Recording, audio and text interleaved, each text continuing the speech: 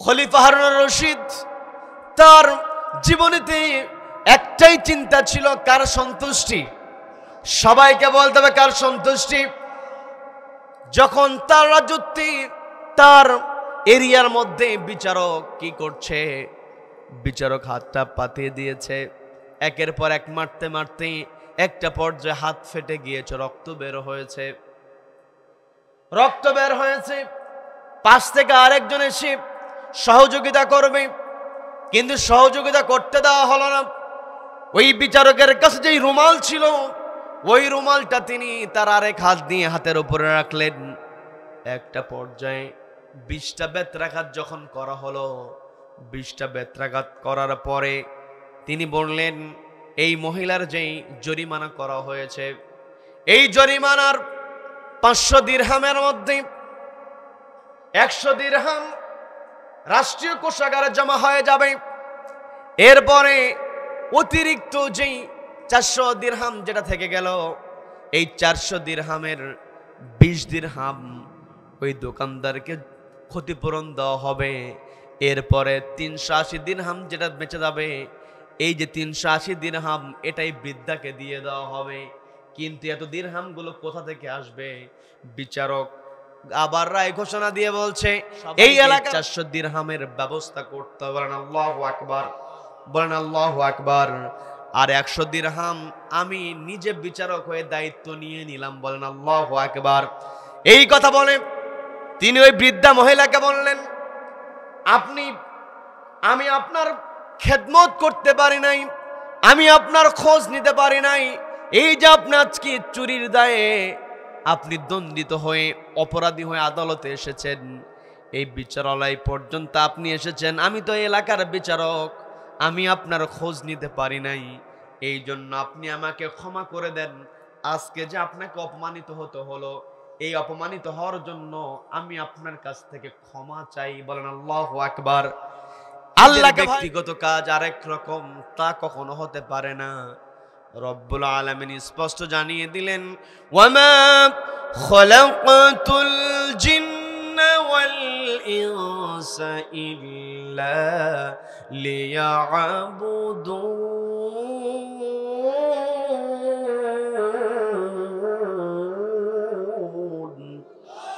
আল্লাহ রাব্বুল আলামিন স্পষ্ট জানিয়ে দিলেন, আমি মানুষ এবং জিন জাতিকে কেবল আমার ইবাদত করার জন্যই তৈরি করেছি।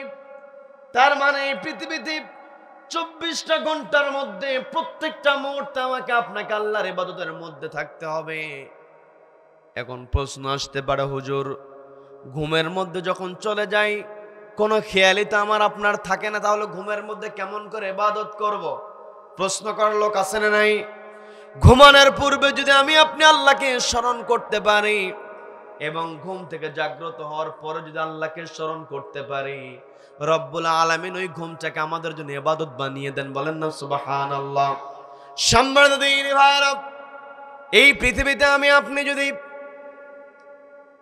উত্তম জাতি, উত্তম গোত্র, উত্তম উম্মতে পরিণত হতে চাই, তাহলে আমাকে আপনাকে যেই কাজটা করতে হবে সেটা হলো তা'মুরুনা বিল মা'রুফ।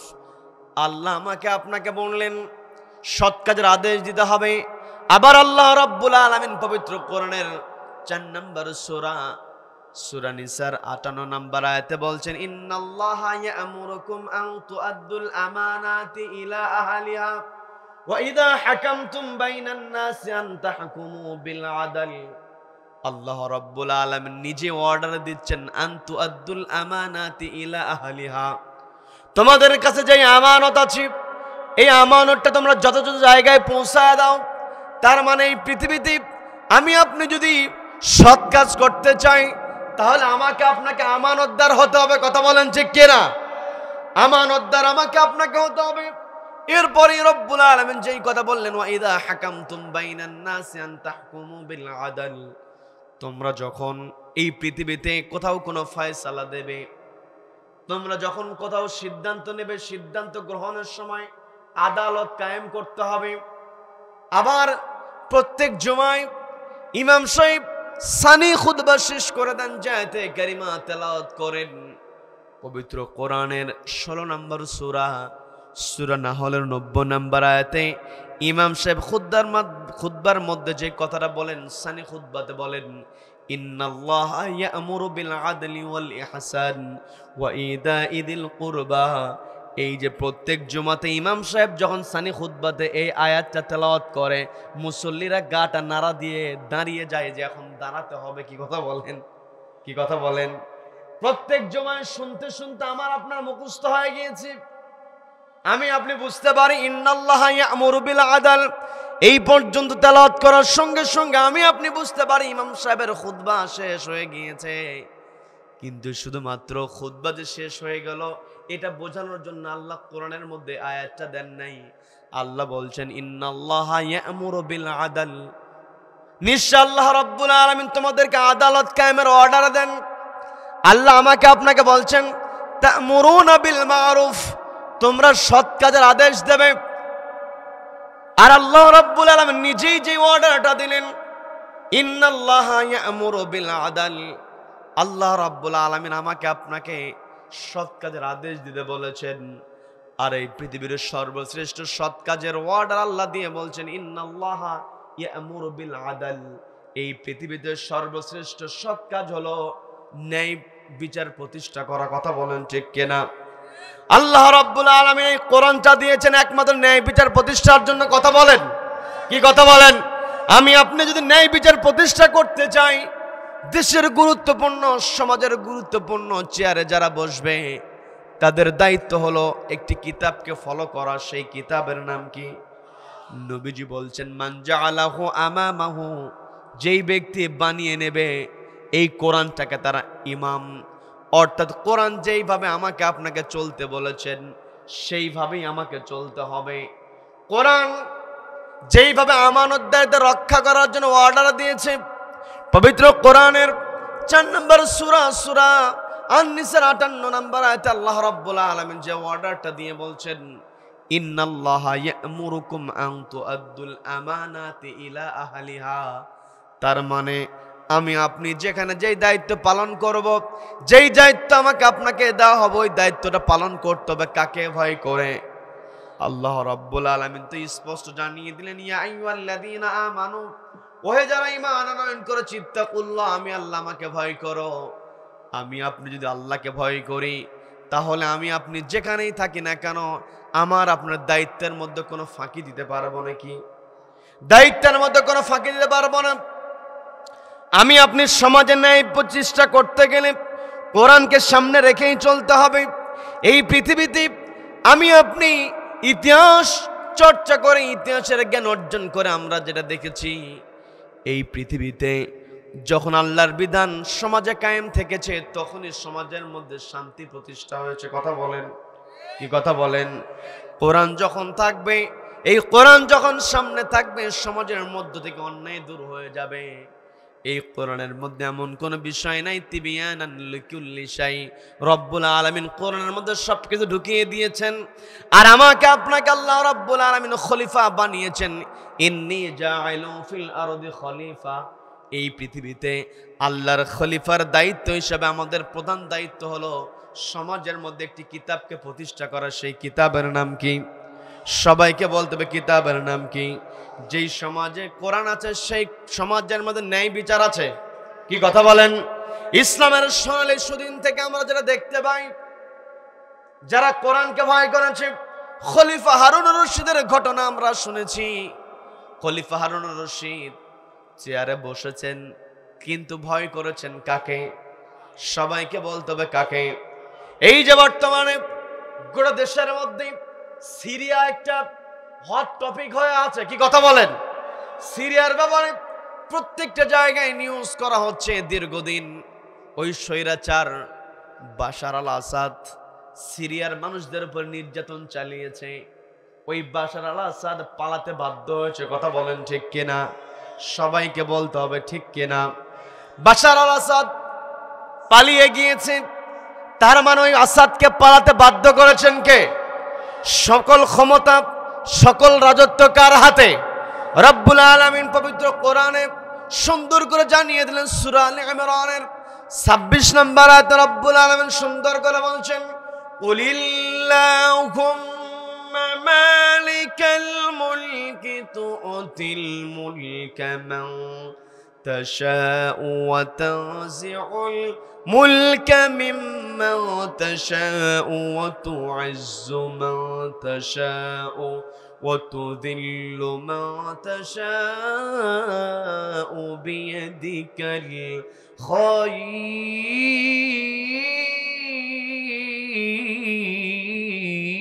الخير إنك على كل شيء قدير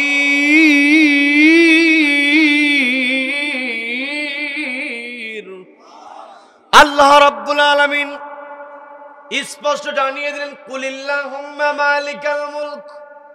ওগো নবী আপনি বলুন আল্লাহুম্মা মালিকাল মুলক, ওগো আল্লাহ আপনি হলেন রাজত্বের মালিক। তুতিল মুলকা মান তাশা, আপনি যাকে ইচ্ছা রাজত্ব দিতে পারেন।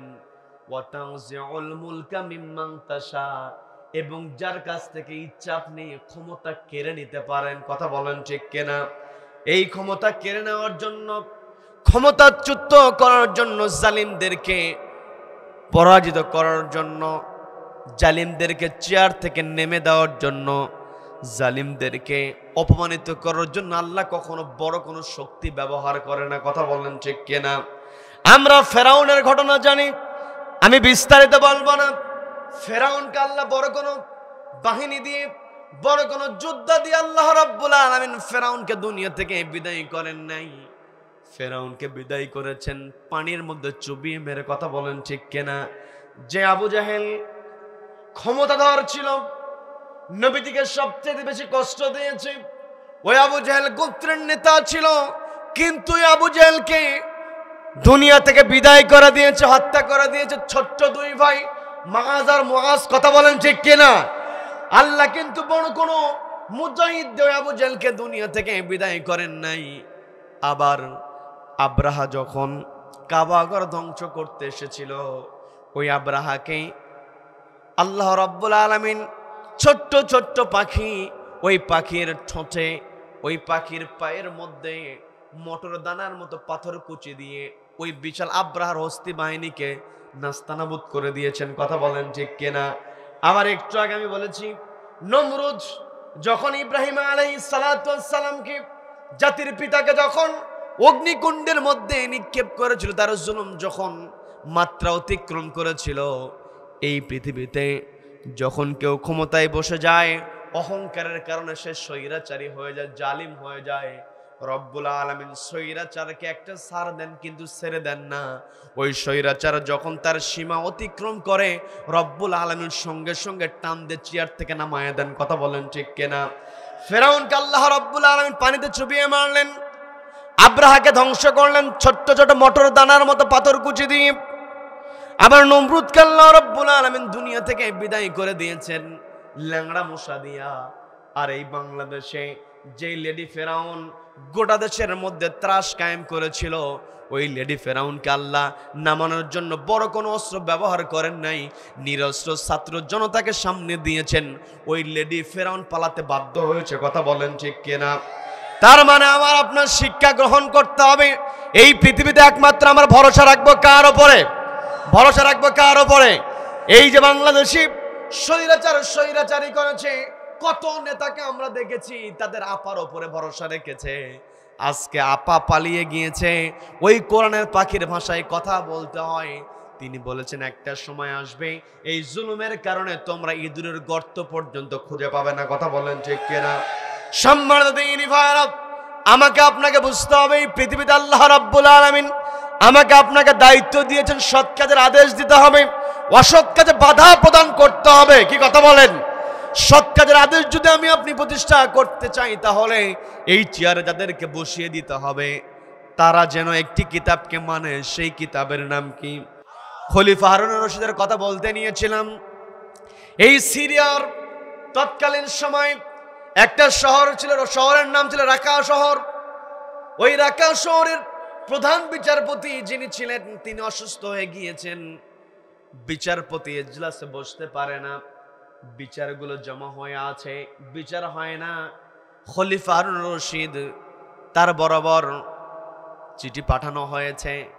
তাকে বলা হয়েছে রাকা শহরের প্রধান বিচারপতি তিনি তো অসুস্থ, তিনি তো বিচার করতে পারছেন না, আপনি ব্যবস্থা করুন, মেহেরবানি করে আমাদের রাকা শহরের উপরে আপনি একটু নজর দিয়ে আমাদের বিচার ব্যবস্থাকে সচল করার জন্য আপনি একটু ব্যবস্থা করেন। চিঠি পাওয়ার সঙ্গে সঙ্গে খলিফা হারুন রশিদ রাহিমাহুল্লাহ তিনি কি করলেন, পাল্টা চিঠি দিয়ে দিলেন, 1 সপ্তাহের মধ্যে তোমাদের শহরে বিচারপতি চলে যাবে, এই কথা তিনি চিঠিতে লিখে দিলেন। 1 সপ্তাহ পরে বিচার যখন শুরু হয়েছে, একজন বৃদ্ধ মহিলা চুরির অপরাধে তাকে গ্রেফতার করা হয়েছে। আমার দেশে চুরি আছে না নাই? কম না বেশি? চোর বেশি না ভালো মানুষ? আমার দেশে চোর বেশি না মানুষ বেশি? মানুষ বেশি।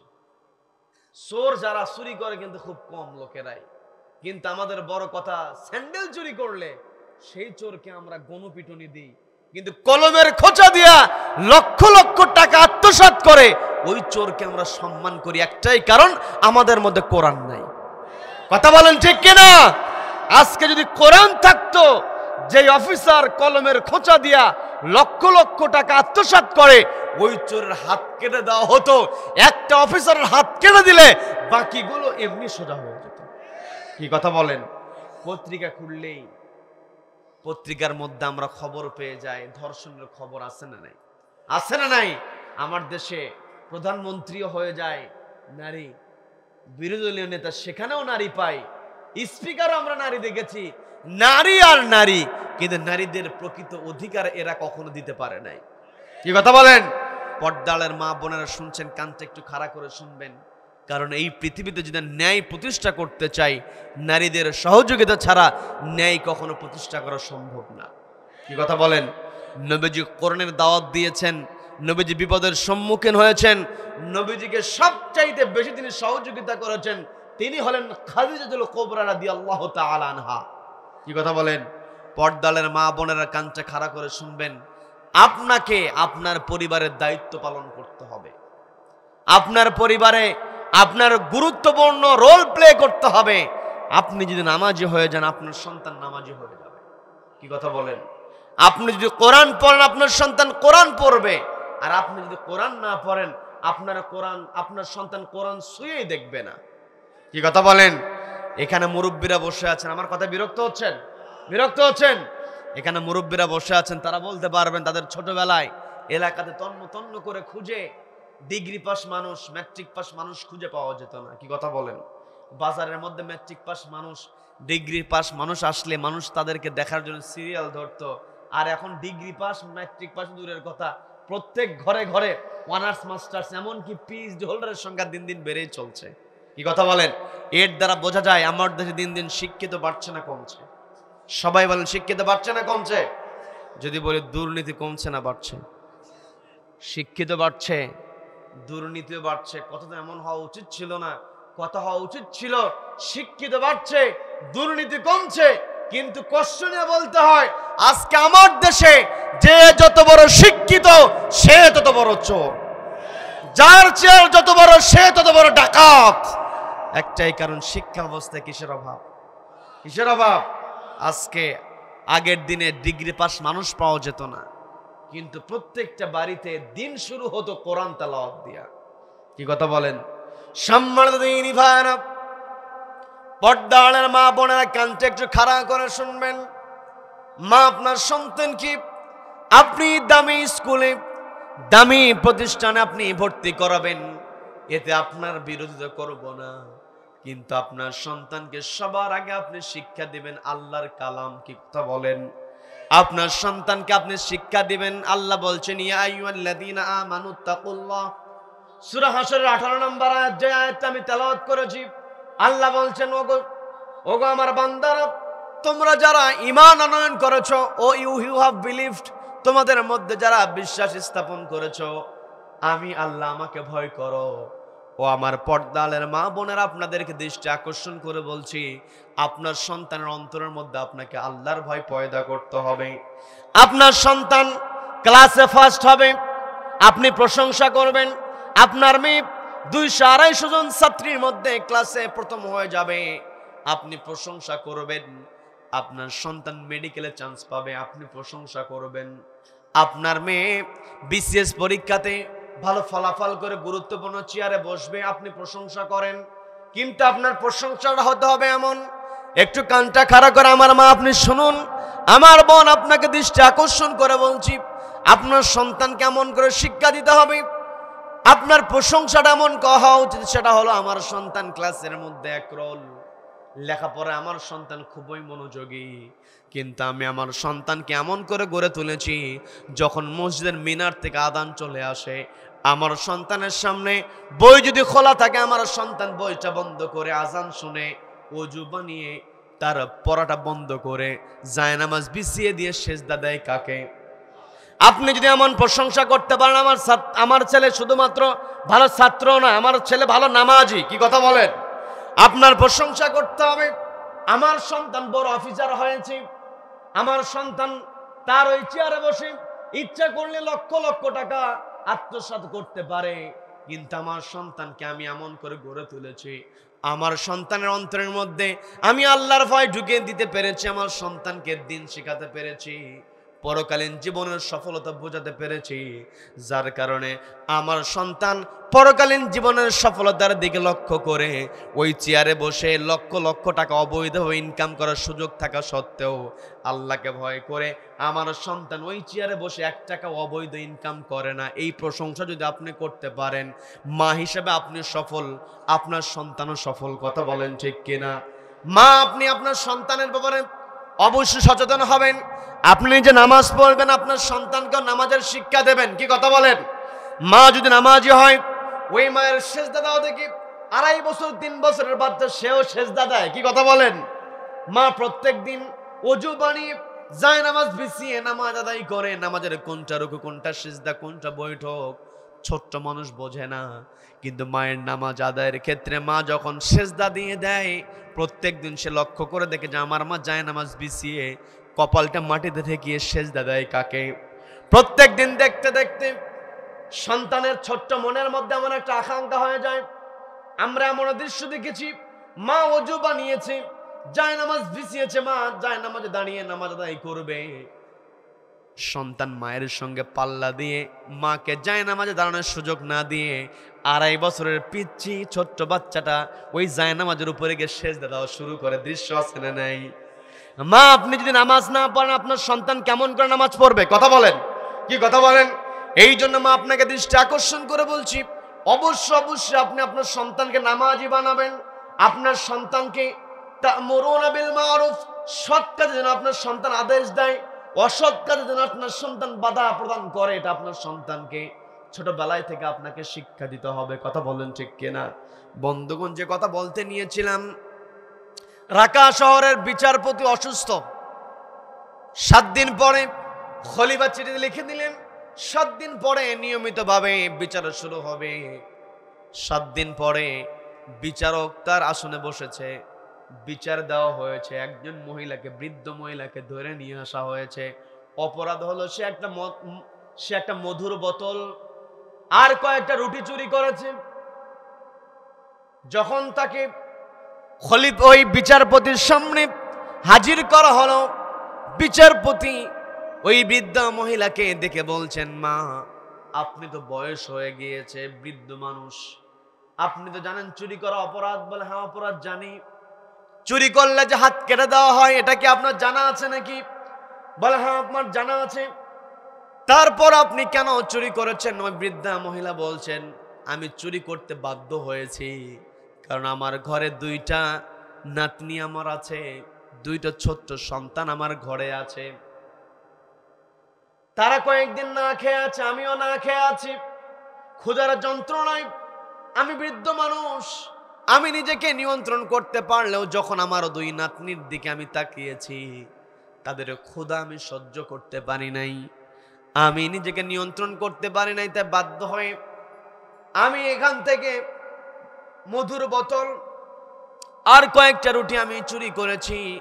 যখন এই কথা বলা হয়েছে, ওই বিচারক ওই দিনের জন্য তার বিচারালয়টা মুলতবি ঘোষণা করে বলছেন, আগামী দিনে এই প্রদেশের, এই নগরের খাদ্য প্রধান যিনি, এই নগরের সম্ভ্রান্ত যারা ব্যবসায়ী গণ্যমান্য ব্যক্তি, সকলকে ফরমান জারি করে দাও, সকলকে জানিয়ে দাও, আগামী দিনে বিচারপতি সকলের উপস্থিতিতে এই বৃদ্ধা মহিলার বিচার করবেন।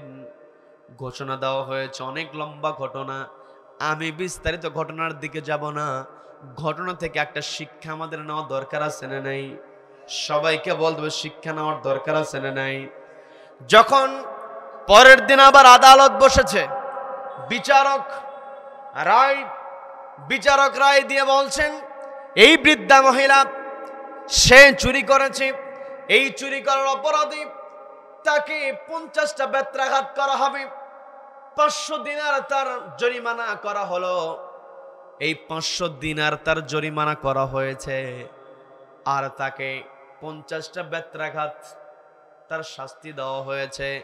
আর এই 500 দিনার সে যদি পরিশোধ না করে, জরিমানা যদি আদায় না করে, 1 বছর তাকে কারাদণ্ডে দণ্ডিত হতে হবে। তাকে হাত কাটার থেকে রেহাই দেওয়া হলো একটাই কারণ, স্বতঃস্ফূর্তভাবে সে সত্য স্বীকার করেছে, চুরি করে সে মিথ্যাচার করে নাই। সত্য মুক্তি দেয়, as-sidqu yunji wal kidbu yuhlik, মিথ্যা ধ্বংস করে। কথা বলেন ঠিক কিনা? আমার দেশে সবচাইতে বড় চেয়ারে বসে বসে কথায় কথায় শুধু মিথ্যাই বলতো। কি কথা বলেন? কি কথা বলেন? এমন ভাবে মিথ্যা কথা বলতো, শয়তান অবাক হয়েছে। কথা বলেন ঠিক কিনা? মিথ্যা বলতে বলতে চরম মাত্রায় যখন উঠে গিয়েছে, চরম মাত্রা যখন লঙ্ঘন সে করেছে, মাত্রা যখন বাড়িয়ে দিয়েছে, আল্লাহ ওই মিথ্যাকে সহ্য করে নাই। তার যে সমস্ত অহংকার ছিল, অহংকার আল্লাহ মাটির সঙ্গে মিশায়া দিয়েছেন। কথা বলেন ঠিক কিনা? সম্মানিত বন্ধুগণ, যখন ওই বিচারক বলে দিল সত্য কথা বলার কারণে হাত কাটা থেকে তাকে পরিত্রাণ দেওয়া হলো, তার শাস্তি হলো 50টা বেত্রাঘাত হবে, 500 দিনের তার জরিমানা করা হলো। এই কথা বলে বিচারক রায় লিখে ফেললেন। লেখার পরে যখন শাস্তি দেওয়া হবে, এখন শাস্তি তাকে কে দেবে? চাবুক দিয়ে যে আঘাত করবে, বেত্রাঘাত যে করবে, বেত দিয়ে যে আঘাত করবে, সেই ব্যক্তিকে যখন অর্ডার দেওয়া হলো তুমি বেত্রাঘাত করো, ওই যে বিচারক ছিলেন তিনি তার চেয়ার থেকে ওই বৃদ্ধা মহিলার পাশে দাঁড়িয়ে বলতেছেন, যেই বিচারকের এরিয়ার মধ্যে একজন বৃদ্ধা মানুষ না খেয়ে থাকে, নাতনিদেরকে নিয়ে কষ্ট করে, ওই এলাকার বিচারপতি হিসাবে এই বৃদ্ধা মহিলাকে না মেরে তোমরা আমাকে 20টা বেত্রাঘাত করো। বলেন আল্লাহু আকবার, বলেন আল্লাহু আকবার। ওই বিচারক মূলত ভয় করেছেন কাকে? সবাইকে বলতে ভয় করেছেন কাকে? আল্লাহ বলছেন, ইয়া আইয়ুহাল্লাযীনা আমানু, ওহে যারা ঈমান আনয়ন করেছে, ইত্তাকুল্লাহ, আল্লাহকে ভয় করো। বিচারক সবাইকে অবাক করে দিয়ে বিচারক বলতেছে, আমি যে অর্ডার দিয়েছি, এই অর্ডার, আমার অর্ডার বাস্তবায়নের ক্ষেত্রে যে চাবুক মারবে সে বিন্দু পরিমাণ, আমি বিচারক হওয়ার কারণে বিন্দু পরিমাণ সে দয়া দেখাতে পারবে না। যখন এক এক করে ওই বিচারকের হাতে বেত্রাঘাত করা হচ্ছিল, আমি কি বানিয়ে বলছি নাকি? বানিয়ে বলছি নাকি? খলিফা হারুনুর রশিদ তার জীবনীতে একটাই চিন্তা ছিল, কার সন্তুষ্টি? সবাইকে বলতে হবে কার সন্তুষ্টি? যখন তার রাজত্বে, তার এরিয়ার মধ্যে বিচারক কি করছে, বিচারক হাতটা পাতিয়ে দিয়েছে, একের পর এক মারতে মারতে একটা পর্যায়ে হাত ফেটে গিয়েছে, রক্ত বের হয়েছে। পাশ থেকে আরেকজন এসে সহযোগিতা করবে, কিন্তু সহযোগিতা করতে দেওয়া হলো না। ওই বিচারকের কাছে যেই রুমাল ছিল, ওই রুমালটা তিনি তার আরেক হাত দিয়ে হাতের উপরে রাখলেন। একটা পর্যায়ে 20টা বেত্রাঘাত যখন করা হলো, 20টা বেত্রাঘাত করার পরে তিনি বললেন, এই মহিলার যেই জরিমানা করা হয়েছে, এই জরিমানার 500 দিরহামের মধ্যে 100 দিরহাম রাষ্ট্রীয় কোষাগারে জমা হয়ে যাবে, এরপরে অতিরিক্ত যেই 400 দিরহাম যেটা থেকে গেল, এই 400 দিরহামের 20 দিরহাম ওই দোকানদারকে ক্ষতিপূরণ দেওয়া হবে। এরপরে 380 দিরহাম যেটা বেঁচে যাবে, এই যে 380 দিরহাম এটাই বৃদ্ধাকে দিয়ে দেওয়া হবে। কিন্তু এত দিরহামগুলো কোথা থেকে আসবে? বিচারক আবার রায় ঘোষণা দিয়ে বলছে সবাইকে 400 দিরহামের ব্যবস্থা করতে হবে। বলেন আল্লাহু আকবার, বলেন আল্লাহু আকবার। আর 100 দিরহাম আমি নিজে বিচারক হয়ে দায়িত্ব নিয়ে নিলাম। বলেন আল্লাহু আকবার। এই কথা বলে তিনি ওই বৃদ্ধা মহিলাকে বললেন, আমি আপনার খেদমত করতে পারি নাই, আমি আপনার খোঁজ নিতে পারি নাই। এই যে আপনি আজকে চুরির দায়ে আপনি দণ্ডিত হয়ে অপরাধী হয়ে আদালতে এসেছেন, এই বিচারালয় পর্যন্ত আপনি এসেছেন, আমি তো এলাকার বিচারক, আমি আপনার খোঁজ নিতে পারি নাই, এই জন্য আপনি আমাকে ক্ষমা করে দেন। আজকে যে আপনাকে অপমানিত হতে হলো, এই অপমানিত হওয়ার জন্য আমি আপনার কাছ থেকে ক্ষমা চাই। বলেন আল্লাহু আকবার। আল্লাহকে ভয় করেছে বলে বিন্দু পরিমাণ তাদের মধ্যে কোনো অহংকার ছিল না। কথা বলেন ঠিক কিনা? যেই ব্যক্তি মন থেকে অহংকার দূর করতে পারবে, যেই ব্যক্তি মন থেকে অহংকার দূর করতে পারবে, ওই ব্যক্তি কেবল আল্লাহকেই ভয় করতে পারবে। কথা বলেন, কি কথা বলেন? যেই ব্যক্তি অহংকার করে, ওই ব্যক্তি একটা পর্যায়ে স্বৈরাচারে রূপান্তরিত হয়ে যায়। কি কথা বলেন? সম্মানিত বন্ধুগণ, এই কথা বলে ওই বিচারপতি বলতেছে, বিচারক বলতেছে আমাকে ক্ষমা করে দিন, আর আপনাকে আমি অনুরোধ করি ঠিক 1 মাস পরে আপনি খলিফার দরবারে গিয়ে খলিফার সঙ্গে একটু সাক্ষাৎ করবেন। খলিফার সঙ্গে আপনি সাক্ষাৎ করবেন। 1 মাস পর ওই বৃদ্ধা মহিলা ওই খলিফার সঙ্গে সাক্ষাৎ করতে যাবে। ওই দিন বিচারক বলেছিল আপনি যখন খলিফার দরবারে সাক্ষাৎ করতে যাবেন, ওই দিন আপনি আপনার নাতনিদেরকেও সঙ্গে করে নিয়ে যাবেন। 1 মাস পরে ওই বৃদ্ধা মহিলা তার 2 নাতনিকে নিয়ে খলিফার দরবারে গিয়েছেন। খলিফার দরবারে গিয়ে দেখেন ওই খলিফার চেয়ারে যিনি বসে আছেন, ওই যে 20টা বেত্রাঘাত নিজের হাতে নিয়েছিলেন, ওই বিচারকটাই হলেন প্রকৃত খলিফা। বলেন সুবহানাল্লাহ, বলেন সুবহানাল্লাহ। খলিফা হারুন রশিদ তারা শুধুমাত্র খুতবার মধ্যে ইন্নাল্লাহা ইয়া'মুরু বিল আদলি ওয়াল ইহসান এটা শুধু শুনে এক কান্দে ঢুকে আরেক কান্দে বের করে দেন নাই। আল্লাহ যে অর্ডার করেছেন ইন্নাল্লাহা ইয়া'মুরু বিল আদল, অবশ্যই আল্লাহ তোমাদেরকে অর্ডার দিয়েছেন আদালত কায়েম করা, সেই আল্লাহ আমাদেরকে অর্ডার দিলেন তা'মুরুনা বিল মা'রুফ, আমাদেরকে সৎ কাজের আদেশ দিতে হবে। আর এই পৃথিবীতে সর্বশ্রেষ্ঠ সৎ কাজ হলো সমাজের ন্যায় প্রতিষ্ঠা করা। কি কথা বলেন? সম্মানিত দিনী ভাইরা, খলিফা হারুন রশিদ খলিফার চেয়ারে বসে আছেন। ওই বৃদ্ধা মহিলা খলিফা হারুন রশিদকে দেখে অবাক হয়ে গিয়েছেন, ভয় পেয়েছেন অনেকটা, নিজেকে একটু অপরাধী মনে করছেন। খলিফা বৃদ্ধা মহিলাকে দেখে বুঝতে পারলেন আর বলছেন, আপনি ভয় পাওয়ার কোনো কারণ নাই।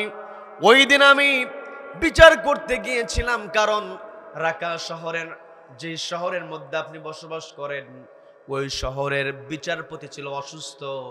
আমি নিজে গিয়েছিলাম বিচার পরিচালনার জন্য। আমি গিয়ে যখন দেখতে পারলাম আপনি না খেয়েছিলেন, আপনার নাতনি না খেয়েছিল, আমি নিজেকে অপরাধী মনে করেছি, যার কারণে অত্র এলাকার গণ্যমান্য ব্যক্তিদের কাছ থেকে আপনার যেই শাস্তি হয়েছিল, যেই জরিমানা করা হয়েছিল, সেটা আমি আদায় করে ওই দিন আপনাকে পরিত্রাণ দেওয়ার ব্যবস্থা করেছি। আর 1 মাস পরে আপনাকে আমার দরবারে ডেকে এনেছি, এই কারণে আপনার নাতনিদেরকে সহকারে আসতে বলেছি। এই কারণে আমি আজকে আপনাদের কাছ থেকে মাফ চাইবো। যে আমার মাফ চাওয়ার কারণটা হলো, আমার রাজ্যের মধ্যে বৃদ্ধা মানুষ, আমার দেশেও কিন্তু বয়স্ক ভাতার সিস্টেম আছে। কি কথা বলেন? কি কথা বলেন? কিন্তু বয়স্ক ভাতার এই টাকা বয়স্কদেরকে দেওয়া হয় না। আবার বয়স্ক ওই ভাতা পাইতে গেলে বিভিন্ন জায়গায় পকেট ভারী করে দিতে হয়। কথা বলেন ঠিক কিনা? কিন্তু দেখেন সর্বোচ্চ দেশের খলিফা তিনি চেয়ারে বসে বলতেছেন, আমি আপনার উপযুক্ত খবর নিতে পারি নাই, আপনার নাতনিদের খবর আমি নিতে পারি নাই, শিশু বৃদ্ধদের খবর আমি নিতে পারি নাই। এই যে আমি অপরাধ করেছি, আপনাকে এই দরবার পর্যন্ত আমি এই জন্য এনেছি, আপনি যদি কিয়ামতের ময়দানে আমি শাসক আমার বিরুদ্ধে যদি আপনি অভিযোগ করেন, আমি খলিফা হারুন রশিদ ওই দিন মাপ পাওয়ার কোনো উপায় থাকবে না। বলেন আল্লাহু আকবার। নবীজি স্পষ্ট জানিয়ে দিয়েছেন, আলা কুল্লুকুম রাঈন, তোমাদের প্রত্যেকেই তোমরা দায়িত্বশীল, ওয়া কুল্লুকুম মাসউলুন আন রাইয়াতিহি, তোমাদের সকলকে তোমাদের দায়িত্ব সম্পর্কে জিজ্ঞাসা করা হবে। ফাল আমিরু, আর যারা নেতা হবে, আমির যারা হবে, যারা নেতৃত্বের জায়গায় বসবে, রাঈন আলান নাস, তারা হলো সাধারণ মানুষের উপর দায়িত্বশীল।